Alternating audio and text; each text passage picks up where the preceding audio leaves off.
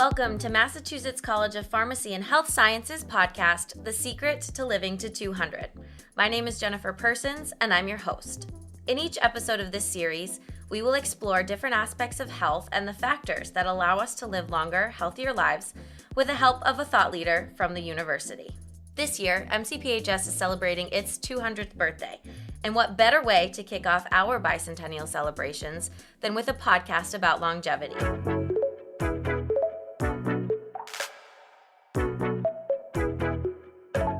Joining me in the studio today is Dr. Amee Mistry. She is a professor of pharmacy practice and the director of the Biopharmaceutical Industry Fellowship Program. Welcome. Thank you for having me. Before we get started and dive really into our conversation, we're going to start with an icebreaker. So it's just one question. If you had a time machine and could travel 200 years into the future or 200 years into the past, which would you pick and why? I think I would travel 200 years into the past. I like history. I like seeing how things have evolved and changed and how we have adapted. And I, just knowing pharmacy history, would love to see some of that from where it was 200 years ago to where it is now. So yeah, I think that's where I would go. I would go back in time. I love that. So just to start off, I want to talk a little bit about the Biopharmaceutical Industry Fellowship Program because it is very unique. It's exclusive, it's competitive, but the idea is that PharmDs of any level of experience, age, no matter what university they came from, they're placed at 11 major pharmaceutical companies around the country. Can you talk a little bit about that process and how they can get involved in that? Sure, absolutely. We are partnered with 11 companies. Most of them are in the greater Boston, Cambridge area. We have a company that's down in New Jersey and one out in Connecticut, but these are national, if not international companies. They service patients globally. The fellowship program and going into the industry is just one of many pathways that PharmDs can take. And so it seems to be over the last 10 years or so gained a lot of attraction and attention from PharmDs because it allows pharmacists to really display their skills on a different level. Instead of direct patient care with just one patient, you're looking at making impact across the country or across the globe.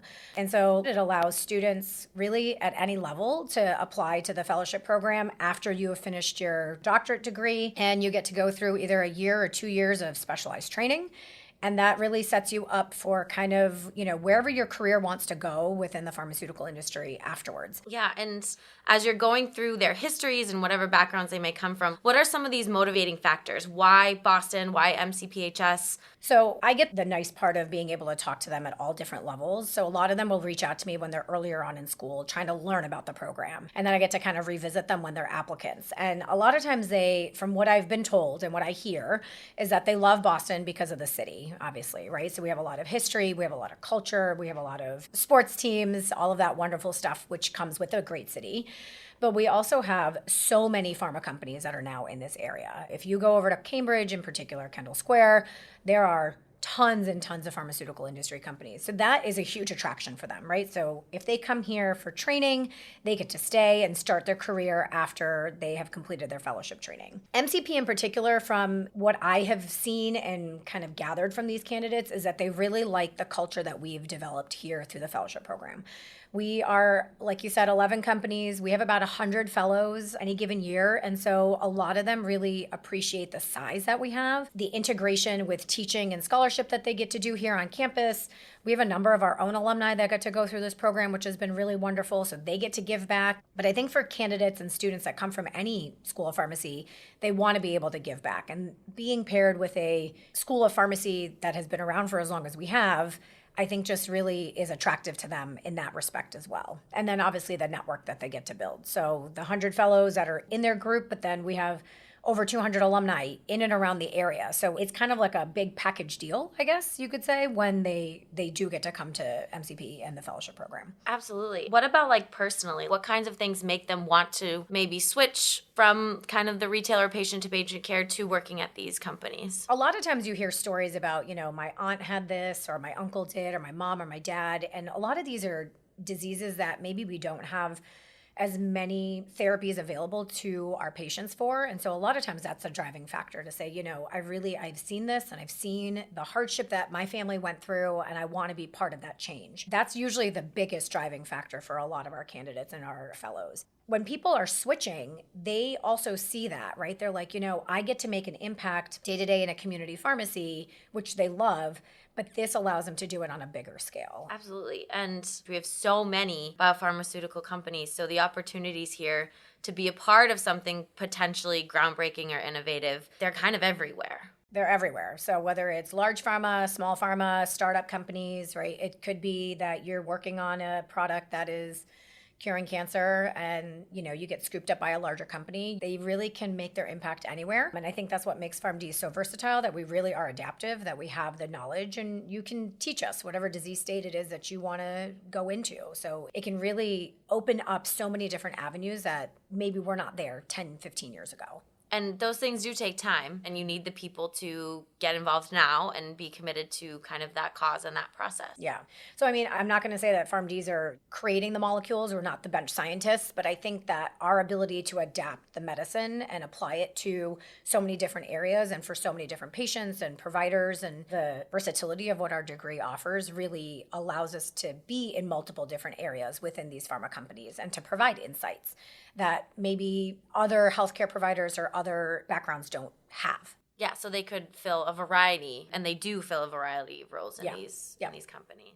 So a little bit ago, you mentioned that in addition to their jobs, the fellows also teach MCPHS students. So what is that relationship like, and how do both the fellows and the students benefit from being able to interact with each other like that? Our fellows get to teach on all three campuses, which is kind of nice. So this fellowship program spans all three. We have faculty mentors on the Worcester Manchester campus as well as in Boston. The fellows are paired with a faculty member in the School of Pharmacy. And then what we do is we really help them to get integrated into our classroom. So it's a really great place for the fellows to meet our P3 students right before they're kind of going out on rotations and talk about what the industry has to offer. And the fellows love it because they're getting to talk about what they do in their day-to-day job, which they are, really enjoying for the most part.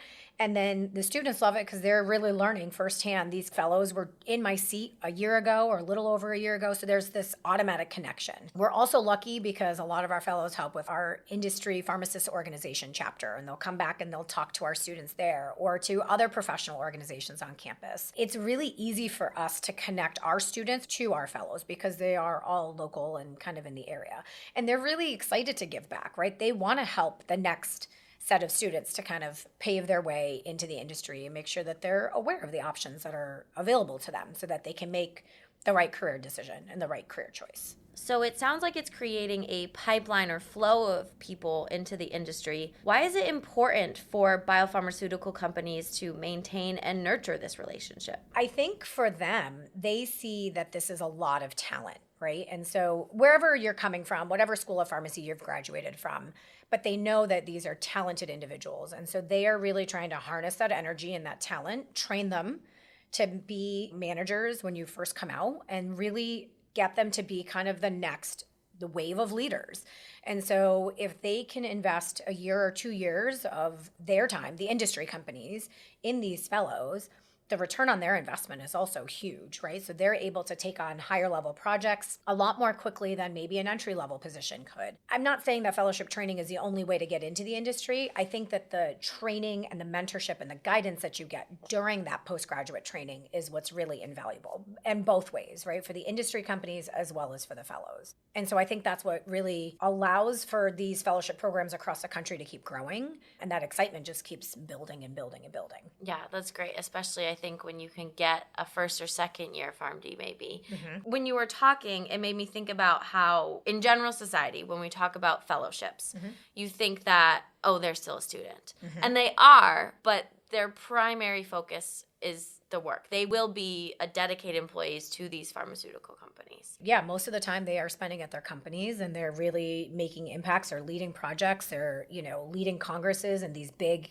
global and international meetings that they're going to. So it's actually really exciting for them to get these opportunities. I think that that's where thinking about, okay, I did 6 years, at least 6 years of pharmacy school, And now I'm doing another 2 years of postgraduate training. It's a lot, right? It's a lot of time that you're committing, but those 2 years are really supposed to help you to really launch yourself into your career. Absolutely. So this year marks 20 years of the program. That's really exciting. Yeah. How do we continue to make sure that it thrives? I think as long as things in the life sciences continue to move the way they are, which I don't anticipate that changing, right? Like I feel like it's such a big focus for Boston, Cambridge, but then just in general, PharmDs are always going to be valued. So I think it's now up to MCP and I guess partially me to make sure that we're making the right choices and the right decisions with companies and partnerships. And year after year, fellowships are expanding across the country. So it's not just us. So that obviously is a challenge, right? To say, how do I remain competitive over other programs and other schools of pharmacy?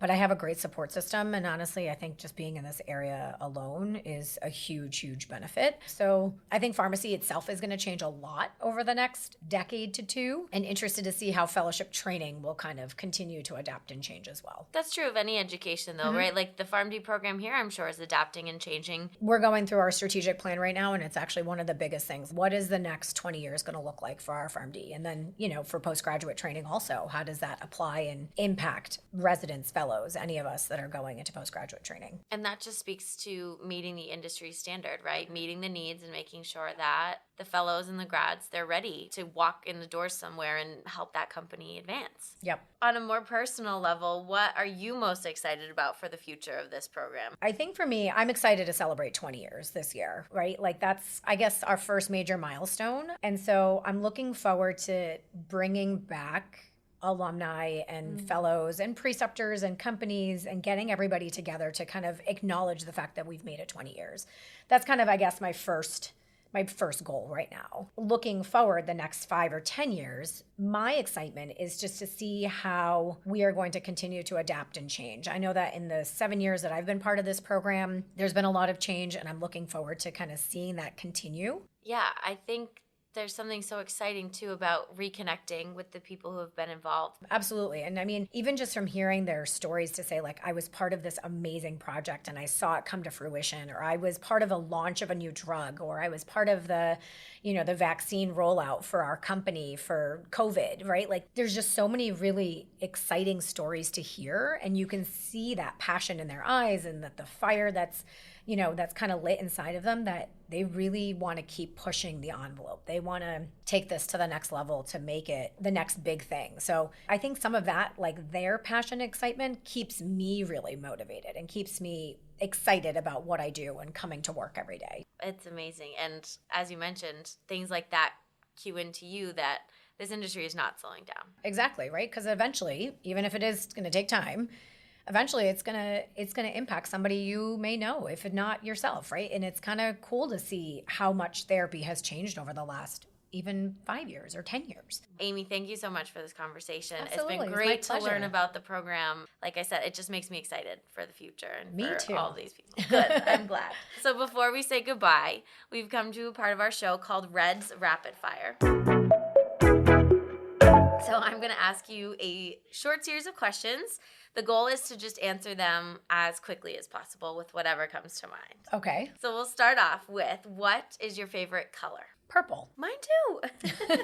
What was your dream job when you were a kid? I don't know, actually. I wanted to be a pediatric clinical pharmacist from like middle of high school and probably even before that. Definitely didn't go down that route, but that's okay. But I think science was always in my future. What was the name of your first pet? I've never had a pet. Always wanted a dog. Oh my goodness. Yeah. Well, then to be determined. To be determined. My kids might convince me differently this year. Are you an early riser or a night owl? No, I'm an early riser. Okay. Would you ever go to space? Yeah, that'd be amazing. If you could have a meal with any famous person, dead or alive, who would it be? Michelle Obama. I kind of love her. A lot of people do. Yeah. Coffee or tea? Coffee. What is your favorite or most used emoji? The laughing one, like sideways laughing with like tears coming out of my eyes, because I'm usually finding things probably a lot more funny than they need to be. What is the most memorable place that you've ever traveled? I'd say Greece. I went with my husband on our honeymoon 15 years ago, and it was just magical. And last question, what is one piece of advice you would give to your younger self? Don't ever give up. Keep trying, find different ways to get where you want to go. But even if it's, off the beaten path, it's okay. You'll eventually get there. Well, thank you again, Amee, for joining us, and thank you for listening to this episode of The Secret to Living to 200. We hope you'll join us next time, and as always, stay curious, Cardinals.